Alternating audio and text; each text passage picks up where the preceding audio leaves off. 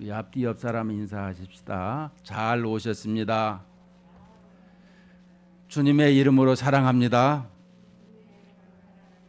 네, 특별히 옆 사람에게 이름을 부르든 호칭을 부르면서 집사님이 내게 복입니다.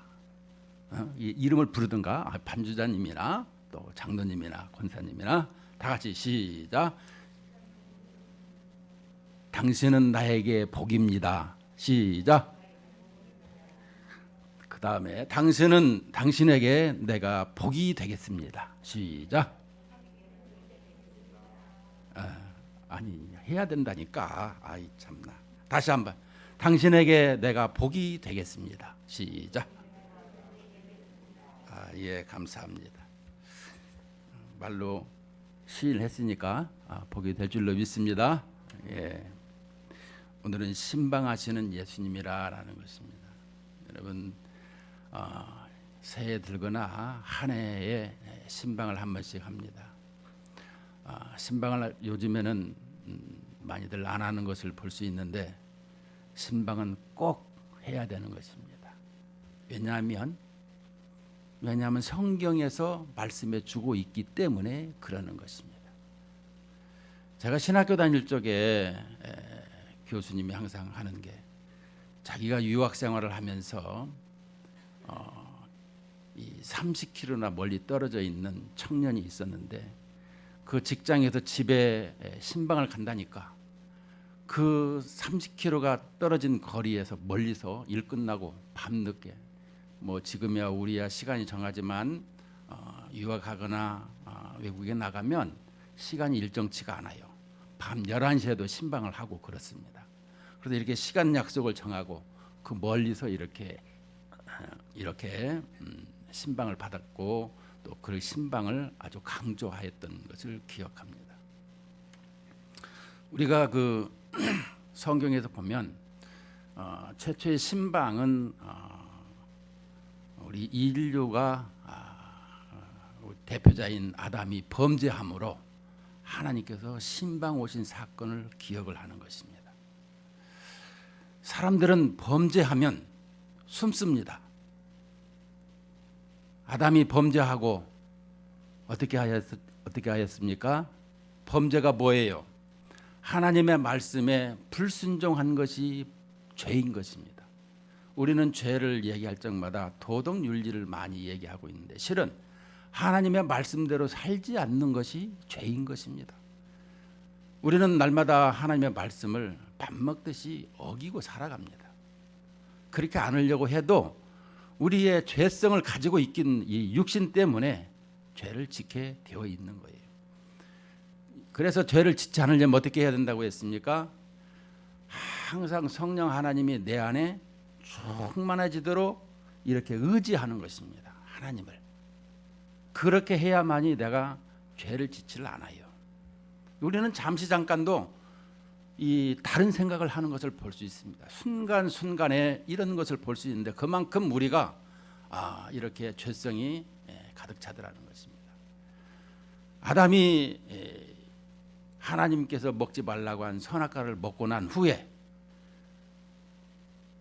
그가 눈이 열리고 이제 하나님의 두려움이 엄습해 오는 것을 봅니다. 그래서 무화과 잎으로 자신의 몸을 가리고 무화과 나무 아래에 숨게 되는 것을 봅니다. 그때 하나님께서 아담을 부르십니다. 아담을 찾는 것을 볼 수가 있는 것입니다. 우리는 이런 그 하나님이 찾는데도 불구하고 그 하나님을 뒤로 하고 있는 것을 봅니다. 요나가 하나님의 낯을 피해서 도망을 갔습니다. 아담도 하나님의 낯을 피해서 숨었습니다. 그러나 하나님께서는 어디에 계시더라도 다 찾아내십니다. 심지어 음부에 내려갈지라도 거기서도 찾아내시는 분이십니다. 우리는 하나님의 낯을 피할 수가 없습니다. 오늘 우리에게 이렇게 범죄한 인생들에게 하나님을 모르는 인생들에게 하나님께서는 신방을 오시는 것입니다. 특별히 우리에게 이 신학교 때 가르치는 거지. 신방 목회다. 한국에서는 왜 신방 목회냐라고 하면은 그 사람의 삶이 어떠한지, 형편이 어떠한지, 또 그 집에 그 사람이 삶의 기도 제목이 무엇인지 이것을 알게 되죠. 그래서 그 집에 가서 이제 신방을 할 때 그 여러 가지 가정에 어려운 것이 없는지 여러 가지 질문도 하고 서로 교제를 통해서 대화를 통해서 그 가정에 필요한 것이 무엇인지 또 그래서 적절한 말씀으로 위로를 이렇게 주고 또 하나님께서 복을 주시는 이런 것을 신방을 하게 되는 것입니다. 근데 우리는 하나님의 말씀대로 살아야 됨에도 늘 신방이라는 것이 부담스럽더라. 이게 우리의 죄성이 있는 것을 단면적으로 보여주고 있는 것입니다. 불편해요. 오는 것도 불편하고 나 혼자면 되니까 그냥 됐습니다. 이게 현실적인 것이죠. 현재. 그런데 분명한 것은 우리는 하나님의 말씀에 의지해서 그 집에서 이렇게 목회자하고 함께 예배드리는 것을 가질 수 있어야 되는 것입니다. 이것이 복인 거예요. 그것이 오늘 본문에 나와 있습니다. 29절에 보면 회당에서 나와 곧 야고보와 요한과 함께 시몬과 안드레의 집에 들어가시니 이 집에 들어가서 신방을 하러 지금 가시는 것을 설명하고 있어요. 앞절에 보면 예수님께서 이 가버나움의 안식일 날 하나님의 말씀을 가르치시고 이렇게 그 다음에 이 귀신도 쫓아내시고 많은 사람들을 이렇게 살려주시는 이런 모습을 보이시고 안식일을 이렇게 해넘어갈 적에 이제 병자들을 치료하는 것을 볼 수 있는데 문제는 그때에 여기에 보면 마태복음 8장 14절과 누가복음 4장 38절에 보면 이 본문이 똑같이 나와 있습니다. 근데 이 회당에서 나와서 어디로 갔느냐 보면 야고보와 요한과 함께 시몬과 안드레 집에 이 네 명의 제자를 데리고 예수님이 지금 이 시몬의 집에 들어가셨더라라고 하고 있습니다. 왜 들어가셨냐라고 하면 이 다른 본 성경 이 누가복음에서나 이 마태복음에서 보면 이 부분에서 이 베드로의 장모님이 지금 열병에 걸려 있더라라는 것을 설명해 주고 있는 거예요.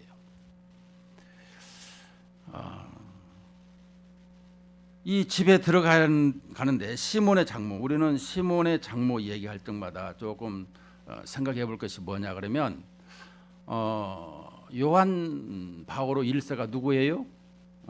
천주교에서는 이 베드로를 말하고 있어요. 왜냐?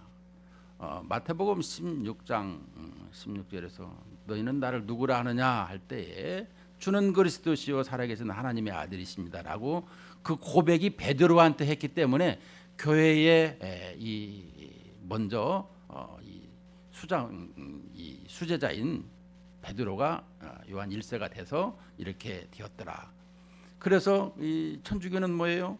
지금도 신부로서 결혼을 안 해요. 근데 여기 보면 시몬의 장모가 결혼을 하였더라는 것입니다. 앞절 16절에 보면 시몬과 그 형제 안드레가 바다에서 금을 던지는 것을 보니 그들은 어부라. 이 둘이 형제가 어부예요. 근데 요한복음 1장 44절에 보면 이 벳세다에서 살았는데 지금 가버나움에 와서 사는 것을 볼 적에 베드로가 결혼을 하고 이렇게 장모님을 모시고 자기 동생과 함께 기거하는 모습이 오늘 본문의 배경인 것을 볼 수가 있습니다. 그런데 이 시몬의 장모가 열병으로 걸려있더라는 거예요. 열병이 뭐예요? 화병, 이른바 화병입니다. 왜 화병에 걸렸을까? 뭐 성경에서는 쳐다보면 뭐 말라리아 병이라고 이렇게 얘기를 하고 있으나 사람이 이 화병, 열병이 왜 걸리냐라는 것이죠. 우리는 본문에도 곰곰 생각해 볼 적에 이 사위가 고기를 잡아다가 잘 이렇게 그 장모하고 이 아내를 먹여 살렸는데 어느 날 두 사람이 돈을 벌어와야 되는데 이 돈을 안 벌고 예수님을 따라다니는 거예요.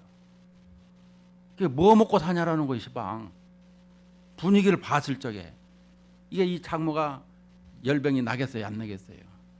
화병이 그냥 나가지고 도저히 견딜 수가 없어요. 그래서 이게 여기 누웠는지라 여기 보면 30절에 열병으로 누웠는지라 이 누웠는지라가 이게 계속해서 끝나지 않는 거고 있어요. 그러니까 누워 있으면 계속 누워 있는 게 아니라 앉았다 누웠다 앉았다 누웠다 이렇게 계속 하고 있는 거예요. 화병에 의해서. 그래서 이 사람들이 3절에 보면 사람들이 곧 그 여자에 대하여 예수께 여짜오는데 이렇게 지금 열병으로 누워 있습니다. 누가? 시몬의 장모님이. 그래서 예수님이 신방을 오셨더라 이렇게 말씀해 주고 있는 거예요. 여러분 이 화병 우리나라는 이 화병이 아주 많이 있습니다. 저 자신도 이렇게 분을 잘 내지만은 이게 분노 조절이 우리나라 사람들은 특별히 더 안 되는 것을 많이 봅니다. 얼굴에 써 있어요. 저도 막 그 저기 할 때는 사도 바울은 이런 부분에서 지엽적인 건 이렇게 넘기고 이단이 아니면 그렇게 그 죽기 살기로 하지 말고 다 이해하고 넘어가라. 이게 사도 바울이 그랬기 때문에 하나님이 또 말씀하시기니까 그래야지. 하지만 이게 그렇지 않습니다. 한번 그냥 분노가 폭발하면 이게 안 되는 거예요. 특히 우리나라 이렇게 젊은이들뿐만 아니라 어린아이들도 이게 이 분노 조절 장애가 많고 분노 조절이 안 돼요. 욕구 불만이 채우지 않으면 왜 나를 낳아가지고 이 고생을 시킵니까? 이게 부모한테 그냥 할 말 못할 말 다 얘기해가지고 오직하면은 사춘기가 일찍 와가지고 이 초등학교 5학년 때부터 중학교 1, 2학년 때까지 이 사이에는 이 힘들다 그러잖아요. 오직하면 북한이 침입을 못 한대요. 남한에 이 초등학교 5학년 때 중학교 1, 2학년 때문에 이게 갈피를 못 잡는 거예요. 분노에. 오늘 여기서 가만히 보면은 이 먹고 살아가는 데 있어서 그러니까 여기서 보면 이 핵심이 뭐예요? 이 장모는 예수님을 모른다라는 거예요. 그저 나는 잘 먹고 잘 살고 남들 보기에 잘 이렇게 보여지고 이런 모습을 가져야 되는 이 장모님 입장에서는 이 들어오는 돈이 있어야 되는데 이게 없으니까 이게 화딱증이 난 거예요. 지방.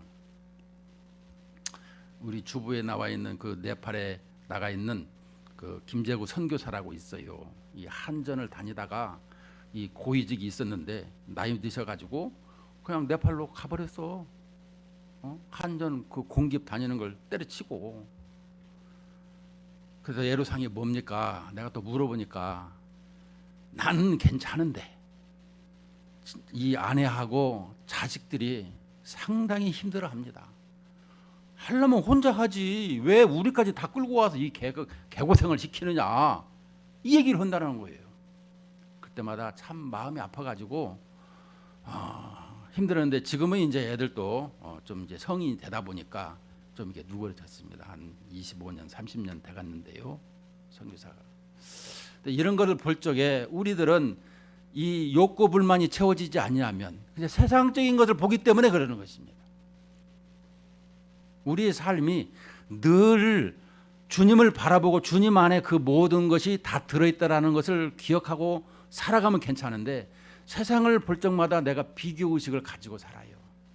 먹고 마시고 또 자동차를 보거나 옷을 보거나 또 이렇게 대화할 적에도 여러분 그러잖아요. 뭐 이 학벌 위주, 학력 무슨 뭐 이렇게 스펙 뭐 이 얘기를 하지만 50대, 60대 넘어가면은 학력도 평준화요, 얼굴도 평준화요.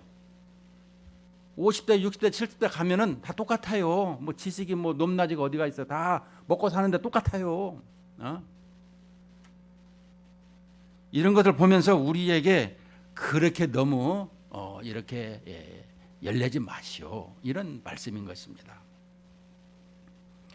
그래서 이 장모가 이 별병으로 걸린 것을 이제 31절에 보니까 나아가사, 이제 예수님께서 여짜올 때 예수님께서 이 집을 이제 나아가서 그 손을 잡아 일으키시니, 여기서 31절에 보면 누가복음은 누가는 의사죠.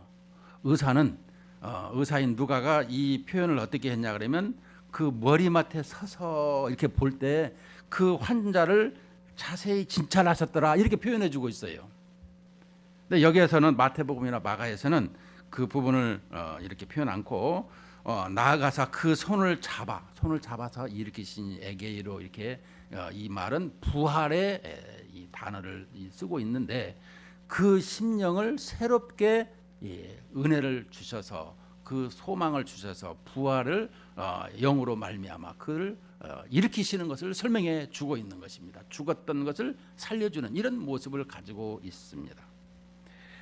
그랬더니 열병이 떠나고 여자가 그들에게 수종드니라. 이 열병이 떠났습니다. 우리는 질병에서 나오면 이제 병간호도 좀 하고 또 뭐 좀 당분간 쉬고 좀 그래야 되잖아요. 그런 것이 없어요. 예수님은 즉각적으로 모든 것이 완벽하게 100%로 치유가 되고 고침을 받고 회복이 되는 놀라운 역사가 있는 것을 볼 수가 있습니다. 그래서 여기서 보면 열병이 떠나가고, 그러니까 그 여자에 대해서 이렇게 불만과 여러 가지의 이 자기가 이 계획했던 이런 것이 이루어지지 않는 것을 보면서 여러 가지 화병으로 인해서 어찌할 바를 모르는 이런 삶이 되었는데, 예수님께서 자기 손을 잡아주심으로 말미암아 이 모든 것이 이 범든 녹듯이 싹 사라져 버렸다라는 것입니다. 우리가 걱정 근심이 많을 때에 예수님을 만나고 나면 그래서 우리가 에베소 교회 이 요한계시록 2장에 보면 이 첫사랑을 설명하잖아요. 우리가 사람을 만날도 첫사랑을 만날 때 얼마나 행복하고 기쁨이 있습니까? 우리가 예수님을 만날 때 신앙생활 처음 할 때 그런 기쁨이 있어요. 오늘 여기에도 이 여인에게 그런 기쁨을 지금 주신 것입니다. 우리의 삶 속에 주님을 만나면요 그렇게 행복할 수가 없는 것입니다. 여러분이 주님을 이 시간, 나는 여기에 나와 있는 사람들은 전부 다 예수님이 불러주셨고 예수님을 만났고 예수님께서 다시금 회복을 주셔서 이 자리에 앉아 있습니다. 그렇더라면 그 주님을 내가 더욱더 이렇게 풍성하게 주님을 사랑하는 시간이 되어야 되는 것입니다. 내가 생각하는 다른 것을 다 물리쳐버리고 주님과의 관계성이 회복되어질 적에 그 모든 다른 것이 회복되어지는 것을 말씀해 주고 있는 것입니다. 우리는 주님을 늘 가까이서 의지해야 되는 것입니다. 그런데 우리가 늘 이 복음서에도 이 마태복음에도 보면 씨 뿌리는 비유에서 이제 보게 되면 항상 걱정 근심으로 가득 찬 인생들, 이것 때문에 그 모든 것이 싹 사라져 버리게 하는 것을 볼 수가 있습니다. 그래서 교회 올 때에는 교회에 오는 1시간 동안에 아무것도 생각을 않고 주님만을 집중적으로 바라보자. 제가 늘 이렇게 기도 제목인 것입니다. 주님을 어떻게 바라볼 수 있을까? 말씀을 창념하고 말씀 속에 하나님의 그 뜻이 무엇인지를 자꾸 곱씹어서 되새김질해서 하나님 이것을 무슨 뜻이죠? 하나님 은혜 주세요. 그러면 성령 하나님께서 영안을 열어주시고 그것 말씀이 무엇인지를 깨닫게 해주시고 그것을 더욱더 마음속에 새길 수 있도록 은혜를 주시더라는 거예요. 우리는 그 힘으로 살아가는 거예요. 오늘 이 열병이 떠났을 적에 이 장모님이 이제 예수님을 만나고 나서 어떻게 합니까? 그들에게 수종드니라. 복음을 받아들이고 나니까 복음의 수종자가 되었더라 이렇게 말씀하고 있습니다. 우리 신앙생활에도 복음을 받아들이고 나면 수종드는 것, 이것은 헌신을 말씀하고 있는 거예요. 헌신. 이렇게 내가 알고만 있는 것으로 끝나는 것이 아니라 여러분 우리 사람들과의 관계성에서도 사랑하면 뭔가를 자꾸 이렇게 주고 싶고 같이 있고 싶고 이러잖아요. 우리 주님과 이렇게 이 관계가 회복되고 나면 주님이 원하시는 것이 무엇인가, 주님을 어떻게 하면 기쁘시게 할 수 있을까, 이런 생각을 하게 되는 거거든요. 우리는 이런 모습을 그저 이렇게 자꾸 제약시키는 것은 네 안에 계시는 하나님을 자꾸 밀어내는 것입니다. 그렇게 하면 안 되는 거예요. 하나님이 근심해요. 우리에게 있어서 하나님은 함께하고, 신방이 어디까지 왔는가 하면은, 신방이라는 이 정의를 내리게 되면 하나님은 영이십니다. 보이지 않는 하나님이세요. 그런데 보이지 않는 하나님께서 보이는 하나님으로 육신의 몸을 입고 이 땅에 오셨어요. 그래서 우리의 모든 죄를 대속해서 십자가를 지시고 죽으시고 부활하시고 승천하셔서 하나님의 우편의 보좌에 앉아 계세요. 우리가 예수님을 믿는 순간에 공간적으로 이렇게 전부 다 하나님의 보좌 앞에 천상에서 예배, 이 땅에서 예배 이렇게 드리고 있는 거예요. 그렇더라면 우리가 이 예배를 드리고 있는데 하나님께서는 그것도 성이 안 차서 오순절 날에 성령을 보내셔가지고 각 사람에게 전부 다 임하게 했더라는 거예요. 우리 안에 하나님 항상 계세요. 그것을 내가 인정해 드려야 되는 것입니다. 날마다 제가 인정해 드려야 된다는 것처럼 그 사람을 인정해 드리는 것입니다. 인격적으로. 그러면 그 사람도 저를 인격적으로 대우를 해주는 것입니다. 무시해봐요. 그럼 어떻게 됩니까? 싫어하고 불편하고, 하나님도 그러게 되면 상당히 힘들어하세요. 그러시면 안 되는 것입니다. 그렇더라면 우리는 이런 부분에 대해서 항상 수종드는 역할을 할 적에 뭐냐? 헌신하는 삶을 가져야 된다라는 것입니다. 보이는 것으로 헌신이 아니라 그저 보이지 않는 곳에서 어디에서든지 하나님이 기뻐하시니까 내가 이 일을 하는 것입니다. 이런 모습으로 살아가는 것이 하나님 받으시는 확실한 신자들이에요. 바리새인처럼 저 밖에 서서 나는 이렇게 기도하고 나는 이렇게 11조하고 나는 이렇게 봉사했어요. 이게 아니에요. 오른손이 하는 것을 왼손이 모르게 이렇게 하는 것을 주님은 원하시더라, 이렇게 말씀해 주고 있습니다. 그랬더니 여기 이렇게 헌신을 했더니 이제 저물어서 32절에 보면 저물어 해질 때에 모든 병자와 귀신 들린 자를 예수께 데려오니 온 동네가 그 문 앞에 모였더라. 이제 이 안식일 저녁 때죠. 그때부터는 이제 이 부분에서 사람들에게 얼마든지 질병을 고칠 수가 있어요. 그래서 온 동네가 그 문 앞에, 그러니까 지금 누구 집이에요? 베드로의 집에 그 문 앞에 많은 사람들이 지금 이렇게 모여들었더라라는 것입니다. 그래서 예수님께서는 각종 병이 든 많은 사람을 고치시며, 여기다 각종 병이 든 것이 뭐겠습니까? 우리 종합병원이라고 볼 수가 있겠습니다.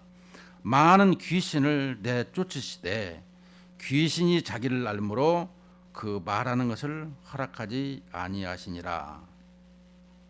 먼저 이 두 가지를 보게 되면 예수님께서 아침부터 지금 말씀을 가르치시고 회당에서, 가버나움 회당에서, 그 다음에 또 그 회당에서도 병든 자를 고치시고, 그 다음에 또 이렇게 베드로의 장모 집에 가서 이렇게 치유해 주시고 또 영혼을 회복시켜 주시고 육신도 회복시켜 주셨는데, 그 저녁에 또 많은 사람이 또 왔어요. 그런데 예수님은 그 피곤하신데도 불구하고 내색도 안 하시고 다 그들을 일일이 고쳐주신 것을 볼 수가 있습니다. 그래서 우리는 주님을 늘 의지하는 게 뭐예요? 늘 주님은 피곤치 않으시고 시건치 않으시고 언제든지 우리를 만나주시는 분이시다, 이렇게 말씀해 주시고 있습니다. 또 한 가지는 이 귀신이 자기를 앓므로 그 말하는 것을 허락하지 아니하시니. 자, 귀신이 자기를 알아요. 왜냐? 귀신은 지식이 있다 그랬어요. 우리도 지식이 있지만 귀신의 지식을 따라가기가 어려워요. 영적으로 그들은 너무 잘 보고 있기 때문에. 그런데 이 귀신들이 이 자기를 앓므로 예수님이 누구신지를 알더라는 것입니다. 예수님이 누군지를 아는데 그 말하는 걸 허락치 않았더라. 여기서 두 가지로 볼 수가 있는데, 귀신이 주님이 이 땅에 오셔서 주님이 말씀하시고 주님이 행하셔서 그들을 바르게 가르쳐야 되는데, 귀신이 가르치는 거 귀신이 이렇게 떠들고 다니면 되겠어요? 그것은 온당치가 않는 것입니다. 이미 귀신은 하나님 앞에 반역한 심판의 대상인데요. 그렇게 하면 안 되죠. 이미 자기가 죽을지를 알고 있어요. 귀신은. 또 한 가지는, 귀신은 예수님이 이 땅에 오셔서 하나님의 아들이 이 땅에 오셨는데, 그것은 몸을 입고 이 땅에 오셨는데, 하나님이 어떻게 이 땅에 몸을 입고 오십니까? 그냥 몸을 입지 마시고 그냥 하나님의 능력을 행하세요. 이것은 무엇입니까? 완전한 하나님이요, 완전한 사람으로 이렇게 양성을 가지고 이 땅에 오셔야 되는 거예요. 중보자는 그래요. 왜냐? 하나님도 알아야 되고 사람도 알아야 되는 거예요. 그래서 하나님만이 하나님을 아실 수가 있죠. 누가 이 세상에 범죄한 우리 인간의 한 사람도 의인이 없나니 한 사람도 없다고 했어요.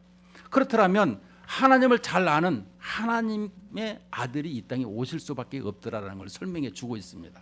또 하나님의 아들이 이 땅에 오셔서 중보자의 역할을 감당할 뿐만 아니라 우리의 죄를 대속해서 하나님의 백성을 만드는 이것을 행하셔야 되는 거예요. 그러니까 구원의 회복을 해주셔야 되는 입장인데, 이 부분에 대해서 귀신이 이렇게 예수님 하나님의 아들이시지 않습니까?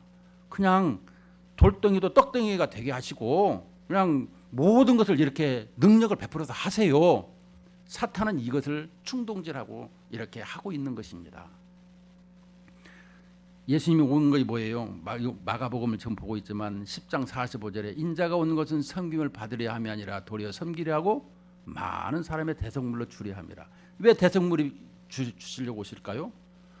우리의 구원의 회복을 위해서 이 땅에 오셔야 할 예수님이 몸을 입고 오시는 것을 이렇게 사탄은 아주 예수님에 대해서 이렇게 하나님의 아들이라고 잘 알고 있으니까, 그리고 예수님이 오셔서 심판하시기 때문에, 자기들을 심판하기 때문에 그러지 마십시오 라고 이렇게 행하는 것을 볼 수가 있는 것입니다. 그래서 예수님께서는 그걸 허락치 아니했더라라는 것입니다.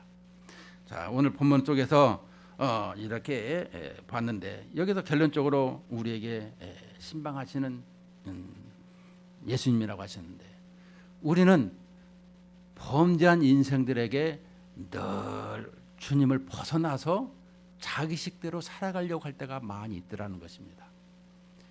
신앙생활에서, 가정생활에서, 직장생활에서, 또 공동체 생활에서, 어디에서든지 우리는 사람과의 관계성에서 이렇게 힘들고 어려울 적에 이 자기 혼자 스타일로 나가려고 할 때가 많이 있습니다.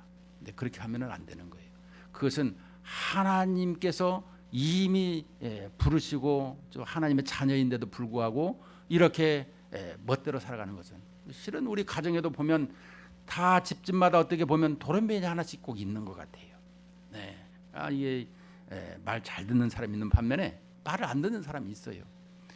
그런데 다 똑같을 수는 없지만, 그러나 이런 부분을 볼 적에 우리 신앙생활에도 이렇게 다양할 수밖에는 없는 것입니다.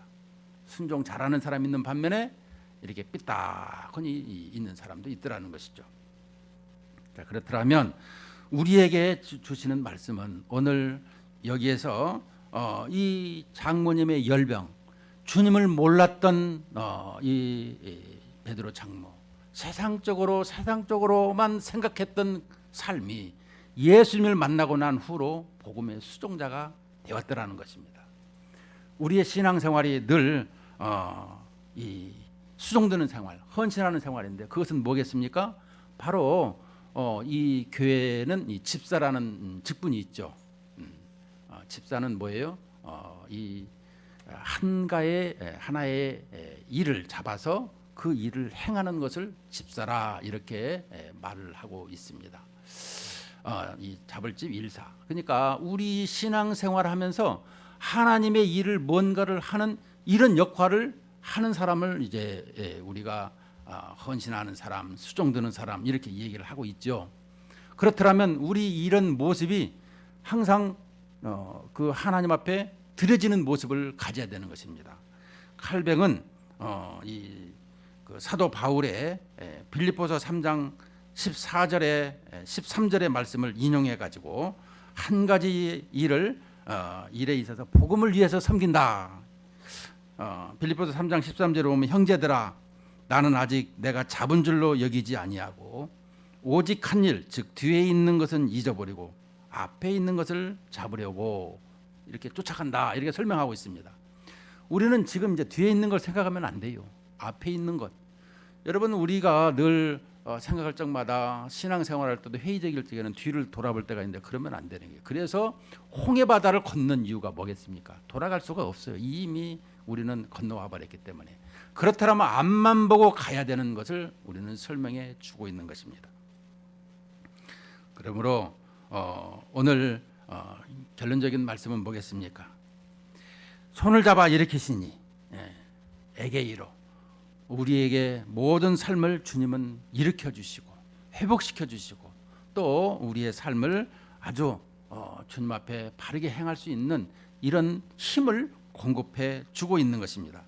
그러므로 주님 오시는 그날까지 순종하셔서 날마다 하나님 앞에 사랑함으로 또 기쁨으로 나아가는 이런 삶이 되시길 주님의 이름으로 축복을 드립니다.